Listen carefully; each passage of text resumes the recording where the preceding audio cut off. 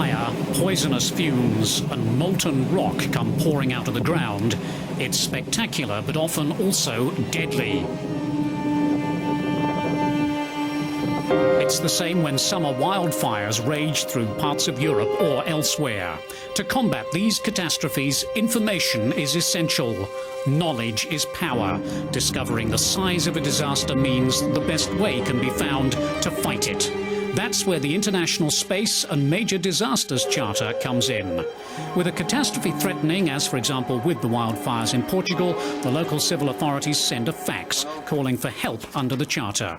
The fax arrives in Frascati near Rome, where the European Space Agency has centralised its operations for observations from space. First, there's a check to make sure the fax has come from someone who is authorised to ask for their help. The Charter has been invoked more than 70 times since October 2000, when it was first organised by the European Space Agency and those of France and Canada. It now includes the US, India, Argentina and Japan, and the UN is an important cooperating body. Once the operating checks have been completed, the fax is passed on to the emergency on-call officer. On this occasion, it's Simone Paoloni. He immediately checks which satellites will be able to track the progress of the fires in Portugal. In this particular situation, I'll look to see the availability of the Canadian Space Agency's radar sat. Then I would make a search for the availability of Envisat and make a request by fax to Spot Images to find out the availability of their satellite Spot, which is an optical satellite. The Spot orbiter can see the ground only in the right weather conditions, but radar satellites like ERS-2 have special sensors which mean they can operate all the time. Reacting swiftly to requests for help is also important, according to Francesco Sarti, who heads the Charter project. With the satellites, the time we have to requisition them is very limited. There are just a few hours after the original request, a maximum of 12 hours. The satellite's path, for example, one of those which makes up the Spot group, enables the first information to be acquired. The most advanced satellite, Envisat, has 10 separate different onboard sensors, which makes it one of the most effective for the European Space Agency and the kind of work carried out under the International Space and Major Disasters Charter. The information that's received is then processed to make it more helpful to whoever originally asked for assistance. Oil pollution from shipwrecked oil tankers is one area where it's particularly effective.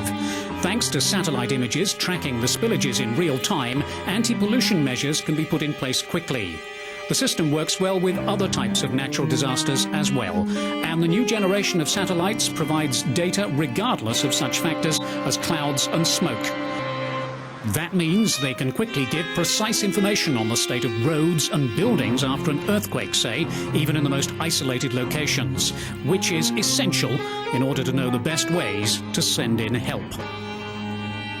Back at the satellite monitoring offices in Frascati, activation of the Charter gives access to extensive archives as well, so they can make comparisons with previous images from the satellites. The archives, dating back to 1991, contain all the information the observation satellites have gathered.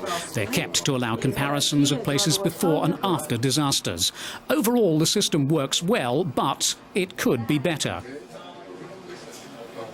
It would be nice to get the various civil authorities to improve their procedures and training in order that the satellite information that's transmitted can be used in the fastest and most efficient way possible. And for our part, it would be great if we could boost the numbers of satellites and have satellites which could be just used for this type of work.